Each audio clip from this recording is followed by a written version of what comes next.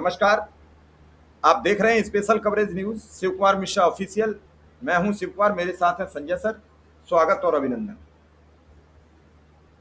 दरअसल कल इंडिया गठबंधन की बैठक से पहले दिल्ली में इस तरीके के ये पोस्टर लगा दिए गए। इन पोस्टरों के बाद सवाल उठे। एक पोस्टर अरविंद केजरीवाल के साथ था, एक केरल के पूर्व मुख्यमंत्री के साथ था, एक शरद पवार जी के साथ था, एक ममता बनर्जी के साथ था। इसमें से 3 नेता उस बैठक में सम्मिलित थे और यह साबित किया गया कि राहुल गांधी नाकाम नेता हैं। राहुल गांधी के नेतृत्व में कोई इंडिया गठबंधन का नेता काम करना नहीं चाहता है। ये उस दिल्ली में लगाए गए जिस दिल्ली में एमसीडी से लेकर सरकार, केंद्र सरकार सब बीजेपी की है। तो कैसे लग गए ये सवाल।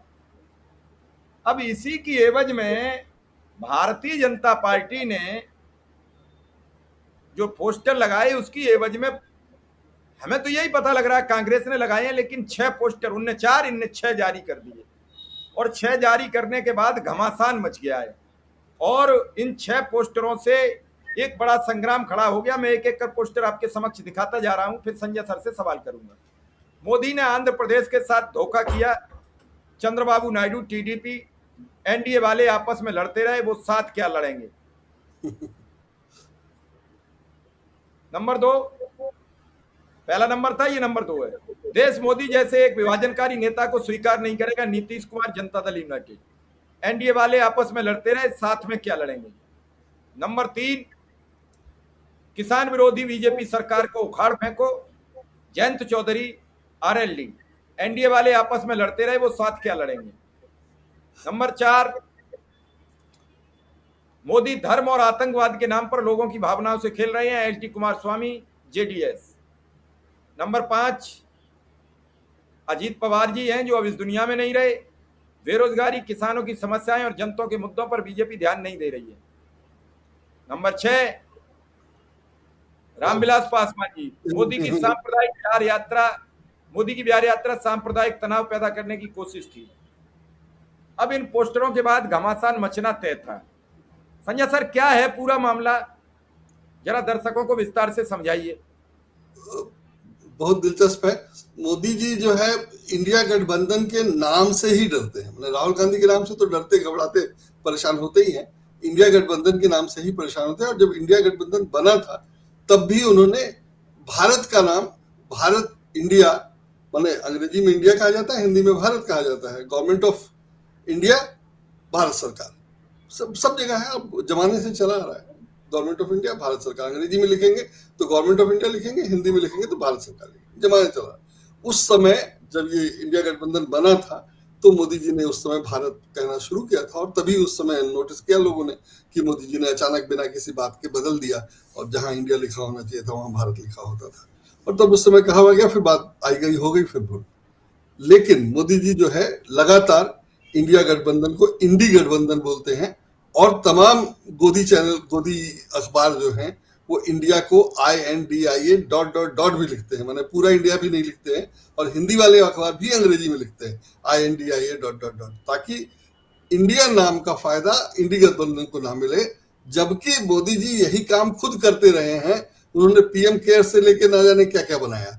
तो पीएम केयर्स नाम से तो ही लगता है कि प्रधानमंत्री केयर करते हैं, लेकिन प्रधानमंत्री क्या करते हैं तो सबको पता है कि पैसा इकट्ठा करते हैं। और तो कुछ करते नहीं, किया नहीं, जो किया हो सो किया हो, लेकिन पैसा इकट्ठा तो करते ही है। जबकि प्रधानमंत्री के नाम से पहले एक पोस्ट था, है, वो भी है, और इन्होंने दूसरा बनाया था पीएम केयर्स। तो इस तरह के नामों का खेल, पीएम केयर्स भी नाम ही है, वो नाम से पीएम केयर्स लगता है और असल में वो उसका एब्रिविएशन है। तो वैसे ही इंडिया भी है। और जाहिर है वो इंडिया नाम रखना जो है बहुत खास बात है। और मोदी जी उससे परेशान होते ही हैं, तो राहुल गांधी से भी परेशान। तो इंडी गठबंधन की बैठक से पहले इस तरह के पोस्टर निकालना मतलब ठीक है, उसमें कुछ बुरा, सच, माने सब सच है और कुछ गलत भी नहीं है। और अगर राजनीतिक प्रतिद्वंदिता है तो है, होनी भी चाहिए। लेकिन जब बीजेपी के खिलाफ कांग्रेस कुछ करती है तो बीजेपी वाले परेशान हो जाते हैं और खुद चाहते हैं कि उनपे कोई रोक टोक ना लगे। और जाहिर है सरकार में होने का फायदा उठाते हैं। बीजेपी के खिलाफ या नरेंद्र मोदी के खिलाफ तो आम आदमी पार्टी वालों ने भी पोस्टर लगवाया था, जिसको न सिर्फ हटवाया गया और पुलिस से हटवाया गया, बल्कि जिस प्रेस में छपा हुआ था उनके खिलाफ भी कार्रवाई की गई कि किस प्रेस में छपा और क्या क्या हुआ। सो नियमतः जरूरी है कि चुनाव में छापना होता है और वो नाम प्रेस का नहीं छपा था, तो वो सब कार्रवाई की गई। लेकिन जब यहाँ कांग्रेस के खिलाफ या इंडी गठबंधन की बैठक थी, तो इसके छापने से, इसको लगाने से कोई मतलब नहीं था, कोई इससे बीजेपी को कोई फायदा नहीं होना था या कांग्रेस को कोई नुकसान नहीं होना था। सबको पता था कि ऐसा है, और जो लोग बोले हैं, और माने अमित शाह भी बोल चुके हैं, हमेशा कहा जाता है कि बीजेपी को हराने के लिए विपक्ष के सारे दल एक हो रहे हैं, और वो अलग अलग हैं तो जाहिर है उनकी विचारधारा अलग अलग है, सब है। तो वो अगर बीजेपी को हराने के लिए एक हो रहे हैं तो उसका कारण है, और उसमें कोई नया नहीं है, कुछ सबको पता है। लेकिन बीजेपी का जो लोग समर्थन करते हैं वो क्यों करते हैं वो भी सबको पता है, और जाहिर है उसमें सीबीआई ईडी का रोल होता है। और अगर बीजेपी सीबीआई ईडी से का डर फैलाकर या डर दिखाकर लोगों का समर्थन लेती है तो जाहिर तौर पे गलत है। वहां अगर बीजेपी को हराने के लिए कोई कांग्रेस या ईडी गठबंधन में जा रहा है या कांग्रेस का साथ दे रहा है तो वो बिल्कुल अलग चीज है। और यहाँ बीजेपी का साथ लेना उसका जो मोदी जी के खिलाफ है या बीजेपी के खिलाफ है या संघ के खिलाफ रहा है उसका, इस 6 में 2 तो अभी कपिल मिश्रा है ही नहीं, और भी लोग हैं। मैंने कपिल मिश्रा का एक बड़ा नाम है, कपिल मिश्रा का, जो इसमें नहीं है। और कपिल मिश्रा ने मोदी जी के बारे में पूरा वीडियो सब दिखाया था, और उसके बाद वो बीजेपी में चले गए, तो एक वो भी है। तो ऐसा मतलब यहाँ 4 थे तो यहाँ 6, और एक कपिल मिश्रा, मुझे कम से कम एक नाम और याद है जो छूट गया है, तो 7 नाम है। तो बीजेपी का अपना रिकॉर्ड ज्यादा खराब है कांग्रेस के मुकाबले या इंडिया गठबंधन के मुकाबले, जो वो कहते हैं इंडिया गठबंधन कहना चाहिए, इंडिया गठबंधन। तो फिर भी इन्होंने सब किया। अभी तक ये होता था कि बीजेपी जो बोलती थी झूठ सच सब चल जाता था और कोई जवाब नहीं देता था। अब मैं देख रहा हूं कि बीजेपी को जवाब देना शुरू हुआ है और बढ़िया से दिया जा रहा है। हालांकि बीजेपी अभी भी आगे है और उसके पास पूरी ट्रोल सेना है, उसके पास ऐसे लोग हैं असल में बेसिकली जो लोग ये सब कर सकते हैं। आमतौर पे ऐसा काम कोई करने के लिए तैयार नहीं होगा, और मुझे लगता है कि कांग्रेस के पास ऐसी कोई टीम भी नहीं है जो इस तरह के झूठ सच करे या किसी को एक लेवल से नीचे जाकर किसी से लड़े या किसी को बदनाम करे या बेइज्जत करे। ऐसा मुझे नहीं लगता है कि कांग्रेस के पास है, और होना भी नहीं चाहिए। लेकिन बीजेपी जो कर रही है उसमें कांग्रेस की अपनी मजबूरी है, और ये कहा जाता रहा है कि बीजेपी ये कर लेती है, कांग्रेस नहीं करती है, वगैरह वगैरह। तो कांग्रेस कर रही है, मैं इसको सही नहीं कह रहा, लेकिन कांग्रेस बीजेपी को उसी की भाषा में जवाब दे रही है, बराबरी का टक्कर दे रही है, ये सब दिखाई दे रहा है। और दूसरी तरफ कांग्रेस जो है बीजेपी जो है सरकार में होने का फायदा उठा रही है, और उसमें वो एक सीमा से भी आगे चली जा रही है। जैसे भारत का नाम ही बदल देना या अंग्रेजी में गवर्नमेंट ऑफ भारत कहना बिल्कुल अलग चीज है, और वो एक आदमी निर्णय नहीं कर सकता है। लेकिन इंडिया गठबंधन या इंडिया गठबंधन की बैठक के अगले दिन, माने कल जो अखबार छपे थे उसमें 12 साल सरकार का पूरा हुआ और मोदी जी ने इसका नेहरू जी का रिकॉर्ड तोड़ दिया प्रधानमंत्री बने रहने का, उस पर एक विज्ञापन छपा था, 12 साल के काम गिनाए हैं। तो जो गिनाए हैं वो सब अपनी जगह है, लेकिन अगर मैंने उसको पढ़ा भी नहीं कि विज्ञापन में क्या क्या दावा किया गया है, लेकिन उसमें ऊपर लिखा हुआ है, हिंदी में तो ठीक है, हिंदी में जो विज्ञापन छपा उसमें भारत सरकार लिखा हुआ है, उसको दिखा दीजिए शिव कुमार जी, वो विज्ञापन और भारत सरकार दोनों।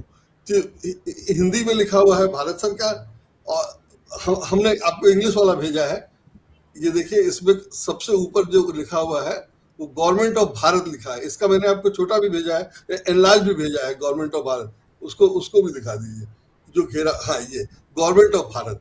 तो गवर्नमेंट ऑफ भारत भारत सरकार होता था अभी तक, या गवर्नमेंट ऑफ इंडिया होता था, तो ये बदल दिया गया। और एडवर्टीजमेंट में कल ही इंडिया गठबंधन का वो था, मीटिंग थी, और कल नहीं परसों, और कल सुबह के अखबार में ये आया है। तो जाहिर है कि विज्ञापन बनाने वाला या अखबार बनाने वाला या विज्ञापन देने वाला तो अपने स्तर पे चेंज नहीं कर सकता है, जाहिर है इसको ऊपर से कहा गया होगा तब उसने चेंज किया होगा। और ये काम प्रधानमंत्री अकेले भी नहीं कर सकते हैं, या प्रधानमंत्री भी नहीं कर सकते हैं कि आपने भारत का नाम ही बदल दिया या इंडिया को भारत कर दिया। ठीक है, दोनों एक ही है, लेकिन आप गवर्नमेंट ऑफ भारत तो बिल्कुल नहीं चलता है, बिल्कुल नया प्रयोग है, तो आप वो भी कर रहे हैं। और क्यों कर रहे हैं?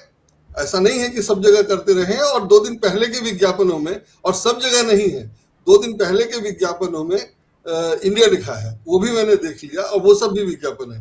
तो आप सिर्फ या तो ये डर है आपका, या आप कांग्रेस को नीचा दिखाना चाह रहे हैं, या सत्ता में होने का गलत फायदा उठा रहे हैं। लेकिन इस तरह से अगर देश का ही नाम बदला जाता रहेगा तो इस सरकार पे किसको भरोसा होगा? कौन इसको लोकतांत्रिक मानेगा? कौन यहाँ निवेश करने आएगा? कौन बिजनेस करने आएगा? और कौन घूमने आएगा? घूमने भी कोई आएगा, क्योंकि आया पता चला इंडिया में और लौटा तो पता चला भारत से लौट रहा है। तो इस तरह की चीज, इस नाम बदलने जैसा पूरा देश का ही, मैंने शहर का नाम बदल देते हैं तो कितनी परेशानी होती है, रोड का नाम बदल देते हैं तो उस रोड पे जितने दफ्तर कार्यालय होते हैं उनको परेशानी होती है, पुराना नाम ही लोग बोलते रहते हैं, बदलने से कोई फायदा नहीं होता है, वगैरह वगैरह। फिर भी नाम बदलने की जिद है और नाम बदलते जा रहे हैं। उसमें इंडिया को भारत या भारत को इंडिया करने का जो मकसद है वो बाकी सबसे बिल्कुल अलग है, और वो भी किया जा रहा है। तो इस तरह से जो बीजेपी अभी तक करती रही है वो उस जाहिर है, माने मुझे लगता है कि उसको उसका फायदा लगा। हालांकि मेरा मानना है कि बीजेपी ये सब करती है दिखाने के लिए, ताकि हेडलाइन मैनेजमेंट होता रहे और हम लोग मूल मुद्दे पे बात ना करें, इन्हीं सब पे बात करें, वो एक मकसद है। लेकिन इसके जरिए ये भी दिखाया जाता है, या कांग्रेस के विरोधी कहते हैं या बीजेपी के समर्थक कहते हैं कि देखो बीजेपी कितनी मेहनत करती है, कितनी तैयारी करती है, कांग्रेस वाले तैयारी नहीं करते। तो बीजेपी की ये तैयारियां हैं तथाकथित, जो बीजेपी जीतने के लिए कहती है, या वोट चोरी से, चुनाव चोरी से किसी भी तरह से जीत जाए तो ये कहने के लिए होता है कि नहीं नहीं, हम तो वोट चोरी से नहीं, हम तो इस मेहनत से जीते हैं, या हमने ये प्रचार किया, या हमने ये राजनीति की, या हमने ये रणनीति अपनाई, इसलिए जीत गए। तो इस तरह से बीजेपी जीतती है और उसमें ये सब किया जाता है। उसमें नेहरू को बदनाम करना अभी तक जारी है, नेहरू से प्रतिस्पर्धा अभी तक जारी है, और वो सब तब है जब नेहरू का आधा वंश अभी भी बीजेपी में है और बीजेपी के साथ है और जमाने से है। मुझे ये नहीं समझ में आता है कि बीजेपी के लोग नेहरू जी को इतनी गाली देते हैं, तो वहां वरुण गांधी क्या कर रहे हैं, मेनका गांधी क्या कर रहे हैं? ठीक है कि उनकी बन नहीं रही है, मजबूरी में वो वहां है, उनको मंत्री पद नहीं मिला, वगैरह वगैरह, वो सब अपनी जगह है। फिर भी अगर राहुल गांधी आरएसएस को, बीजेपी को इतना तगड़े से हेड ऑन ले रहे हैं, और जाहिर है इसीलिए ये लोग नेहरू जी को गाली दे रहे हैं क्योंकि राहुल गांधी के खिलाफ कुछ नहीं, तो वो गाली तो नेहरू जी को जितना दिया जा रहा है वो राहुल गांधी के लिए दिया जा रहा है, या वरुण गांधी के लिए भी दिया जा रहा है। और ऐसा नहीं है कि नेहरू जी को गाली दिया जाए तो वरुण गांधी को परेशान नहीं होना चाहिए, चिंतित नहीं होना चाहिए, या मेनका गांधी को भी। ठीक है, मेनका गांधी का ससुराली मामला है, लेकिन अगर सोनिया गांधी विदेशी है तो मेनका गांधी देसी होकर के क्या कर रही है अपने ससुराल के लिए? और जितना राहुल गांधी का नेहरू जी से संबंध है, या जितने वंशज वो हैं, उसके आधे ही या बराबर, लगभग दोनों बराबर ही इधर से हैं। उसके बावजूद वरुण गांधी वहां हैं, सब झेल रहे हैं। रोज निशिकांत दुबे कुछ अंड बंड पता नहीं क्या क्या लिख रहे हैं, और रोज लिख रहे हैं, रोज वो कांग्रेस का काला सच बता रहे हैं। बीजेपी का हरा पीला गुलाबी सच नहीं बताते, वो कांग्रेस का काला सच बताते हैं। जबकि दुनिया कई बार कह चुकी है कि कांग्रेस का काला सच था, इसीलिए तो वो हार गई। और आप सत्ता में, आप सत्ता में 12 साल से क्या कर रहे हो, या 12 साल में आपने क्या किया वो नहीं बताया। इस विज्ञापन में भी आज मुझे नहीं लगा कि कुछ खास है, नहीं तो किसी ने चर्चा की होती, वो चर्चा मुझे दिखाई नहीं पड़ी, मैंने तो पढ़ा नहीं। और सबसे दिलचस्प ये है कि 2 अखबारों में लेख छपे हैं एडिट पेज पर। कल एक लेख HD देवेगौड़ा ने लिखा है और एक लेख चंद्रबाबू नायडू ने लिखा है। अब HD देवेगौड़ा ने लेख क्यों लिखा मोदी जी की तारीफ में इस समय, इतने दिन बाद, और अभी जब बीजेपी के लिए बहुत मुश्किल समय चल रहा है, धर्मेंद्र प्रधान वाला मामला बहुत गंभीर है, कॉकरोच जनता पार्टी का विरोध जो हुआ उसको बीजेपी ने किसी तरह हैंडल किया, लेकिन वो भी विरोध कभी जबरदस्त है। ऐसे समय में HD देवेगौड़ा ने मोदी जी की तारीफ में लेख लिखा और बीजेपी के लोगों ने उसको खूब शेयर किया। तो मैंने तो लेख नहीं पढ़ा, या लेख पढ़ने से पहले मुझे दिखा कि टाइम्स ऑफ इंडिया में एक लेख छपा है कि HD देवेगौड़ा का राज्यसभा का कार्यकाल खत्म हो रहा है और उनको इस बार नॉमिनेट नहीं किया गया है। तो मैं इसका मतलब कि ये क्यों ना लगाऊं कि HD देवेगौड़ा को राज्यसभा के लिए नॉमिनेट नहीं किया गया, तो चुनाव से पहले, हालांकि अब टाइम निकल गया है, लेकिन चुनाव से पहले वो ये कोशिश कर रहे हैं कि किसी तरह मोदी जी को खुश कर दिया जाए, या अगर मोदी जी ने नाराजगी में टिकट काटा है तो नाराज न रहे, उनके फेवर में लिखा है।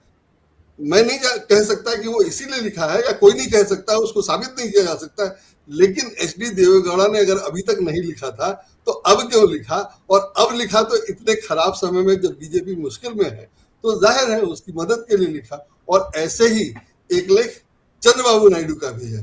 लोगों ने 1-2 दिन पहले मैंने कहा था कि बीजेपी की सरकार कैसे गिर सकती है, तो चंद्रबाबू नायडू समर्थन वापस ले ले तो गिर जाएगी, गिर सकती है। और चंद्रबाबू नायडू को समर्थन वापस लेना चाहिए, क्योंकि उनको भी अपनी राजनीति करनी है।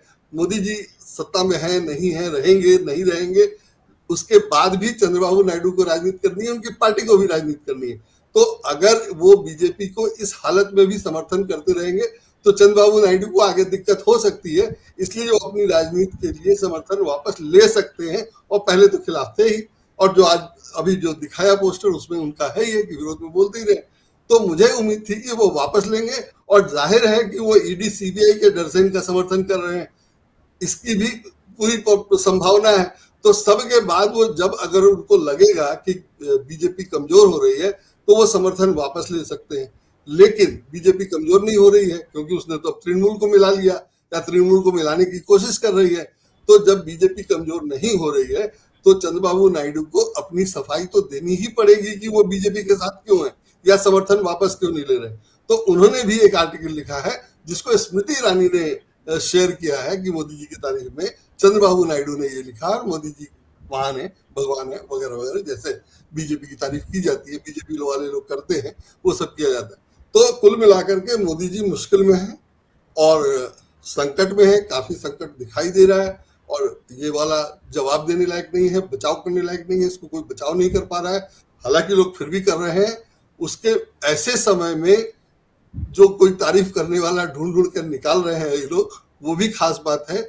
और जो बीजेपी का काम होता है कि किसी भी लेवल तक जाएंगे उसमें भारत का नाम बदल देना शामिल है, और छोटे ही अक्षर में कहीं क्यों न लिखा हो उसको भी भारत का लिख करके दिखाएंगे। दिलचस्प ये है, या खास बात ये है कि कांग्रेस की तरफ से, कांग्रेस दे या ना दे, कांग्रेस की तरफ से जवाब दिया जा रहा है। और अगर कांग्रेस ने नहीं दिया है, दूसरे लोग बना रहे हैं, तो जाहिर है कि बीजेपी के लिए वो खतरे की घंटी है, और लोग बीजेपी से नाराज हैं, वो अब कांग्रेस का समर्थन करके दिखा रहे हैं, या दिख रहा है। ऐसी संभावना है जो बीजेपी के लिए जाहिर है आगे और मुश्किलें खड़ी करेगी। बड़ी गंभीर बात आपने कही है, और देखते हैं कि कांग्रेस के इन सबूतों का, इन सवालों का, इन जवाबों का बीजेपी अब कैसे मतलब निकालती है। फिलहाल इस खबर को यहीं विराम देंगे। संजय सर, आपने समय दिया इसके लिए बहुत बहुत आभार, बहुत बहुत धन्यवाद।